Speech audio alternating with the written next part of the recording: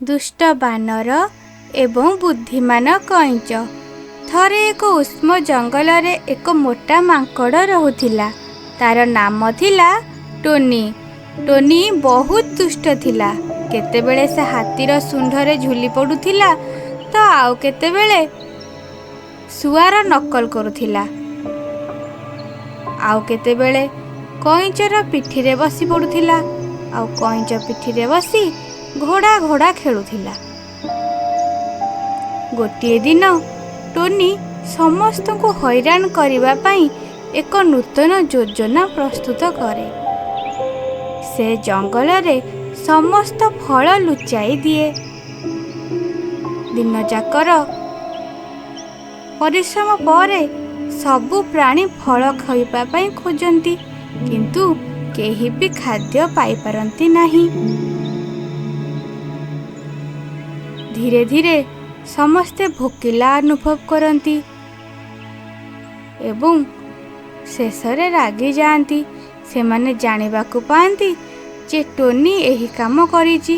ସେ ଜଙ୍ଗଲର ସମସ୍ତ ଖାଦ୍ୟ କେଉଁଠାରେ ଲୁଚାଇ ଦେଇଛି।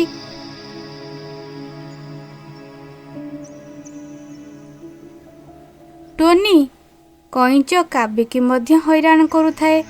କାବି ତାକୁ ଯେତେ ବାରଣ କଲେ ମଧ୍ୟ ଟୋନି ଶୁଣୁନଥିଲା। ସେ ସମସ୍ତଙ୍କୁ ହଇରାଣ କରୁଥିଲା। ବହୁତ ଦିନ ଭୋକରେ ରହିଲା ପରେ ଜଙ୍ଗଲର ହାତୀ ଧୀରେ ଧୀରେ ରାଗିଗଲା। ସେ ବହୁତ ଭୋକିଲା ଅନୁଭବ କରୁଥିଲା।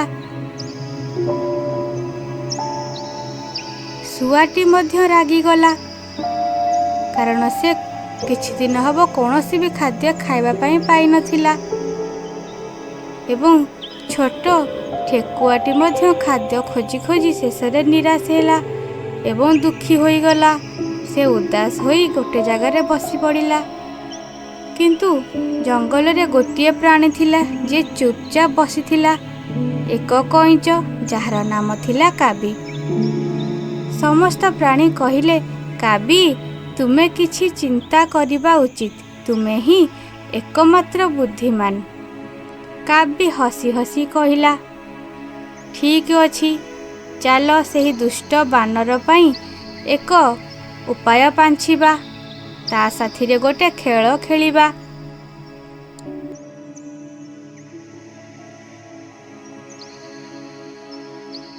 କାବି ଟୋନି ପାଇଁ ଏକ ନୋଟ୍ ଲେଖିବା ଆରମ୍ଭ କଲା। ସେ ସେହି ନୋଟ୍ରେ ଲେଖିଲା, ଜଙ୍ଗଲର ସବୁଠାରୁ ସ୍ୱାଦିଷ୍ଟ ଫଳ ଯାଦୁକରୀ ଆମ୍ବ ଗୁମ୍ଫା ପାଖରେ ମିଳିଥାଏ, କିନ୍ତୁ କେବଳ ଏକ ବୁଦ୍ଧିମାନ ପ୍ରାଣୀ ହିଁ ଏହାକୁ ପାଇପାରିବ।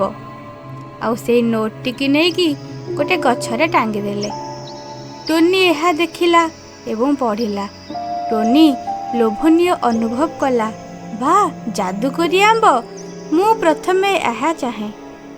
ଟୋନି ଗୁମ୍ଫା ଆଡ଼କୁ ଦୌଡ଼ିବା ଆରମ୍ଭ କଲା। କିନ୍ତୁ ରାସ୍ତାରେ ସେ ଦେଖିଲା ସେଠାରେ ଏକ ଫାଶ ଅଛି। ସେଥିରେ ଲେଖା ଥିଲା, ଦୁଷ୍ଟ ବାନରମାନଙ୍କ ପାଇଁ ସ୍ୱତନ୍ତ୍ର ଫାଶ। ଟୋନି ଟିକେ ସତର୍କ ହୋଇପଡ଼ିଲା, କିନ୍ତୁ ଲୋଭ ହେତୁ ସେ ଧୀରେ ଧୀରେ ଗୁମ୍ଫା ଆଡ଼କୁ ଯିବା ଆରମ୍ଭ କଲା ଏବଂ ସେ ସେଠାରେ ଥିବା କାଦୁଅରେ ପଡ଼ିଗଲା। ବୁଦା ପଛରେ ଥିବା ସମସ୍ତ ପ୍ରାଣୀ ଏହା ଦେଖୁଥିଲେ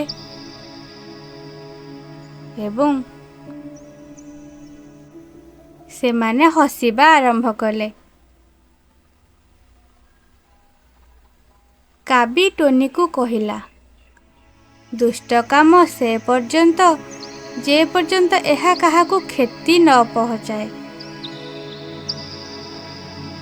ଏବେ ମୋତେ ପ୍ରତିଶ୍ରୁତି ଦିଅ ଯେ ଏବେଠାରୁ ତୁମେ ସମସ୍ତଙ୍କ ସହିତ ଖେଳିବ ଏବଂ ଫଳ ସହିତ ଲୁଚକାଳି ଖେଳିବ ନାହିଁ। ଟୋନି ତା କାନ ଧରି କ୍ଷମା ମାଗିଲା ଏବଂ କହିଲା, ମୁଁ ସମସ୍ତଙ୍କ ସହିତ ଫଳ ବାଣ୍ଟି ଖାଇବି ଏବଂ ସର୍ବପ୍ରଥମେ ଏହି ଆମ୍ବଗୁଡ଼ିକ ସମସ୍ତଙ୍କ ପାଇଁ ନେଅ। ଟୋନିର ଆଖିରେ କାଦୁଅ ଥିଲା, କିନ୍ତୁ ଏବେ ତା ହୃଦୟରେ ସତ୍ୟ ଥିଲା। ସେ ଧୀରେ ଧୀରେ ସମସ୍ତ ପ୍ରାଣୀଙ୍କୁ କ୍ଷମା ମାଗିଲା ଏବଂ ପ୍ରତିଶ୍ରୁତି ଦେଲା ଯେ ଏବେ ସେ ସମସ୍ତଙ୍କ ସହିତ ଖେଳିବ ଏବଂ କାହାକୁ ବି ହଇରାଣ କରିବ ନାହିଁ। କାବି ହସି ହସି କହିଲା, ଦେଖ ଟୋନି, ଯେତେବେଳେ ଆମେ ଆମର ଦୁଷ୍ଟାମିକୁ ଏକ ସହଭାଗୀ ଆନନ୍ଦରେ ପରିଣତ କରୁ, ଏହା ସବୁଠାରୁ ସୁନ୍ଦର ଖେଳ ହୋଇଯାଏ। ସେହିଦିନଠାରୁ ଟୋନି ଜଙ୍ଗଲର ସବୁଠାରୁ ମଜାଦାର କିନ୍ତୁ ବୁଦ୍ଧିମାନ ମାଙ୍କଡ଼ ହୋଇଗଲା।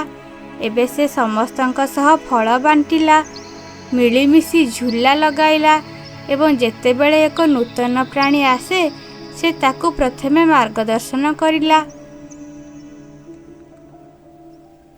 ବଣରେ ମଜା କର, କିନ୍ତୁ ଅନ୍ୟମାନଙ୍କ ଖୁସିକୁ ମନରେ ରଖି। ଜଙ୍ଗଲରେ ଏବେ କୌଣସି ଶବ୍ଦ କିମ୍ବା ଅଭିଯୋଗ ନଥିଲା, କେବଳ ହସ, ବନ୍ଧୁତା ଏବଂ ସମସ୍ତଙ୍କ ମୁହଁରେ ହସ ଥିଲା।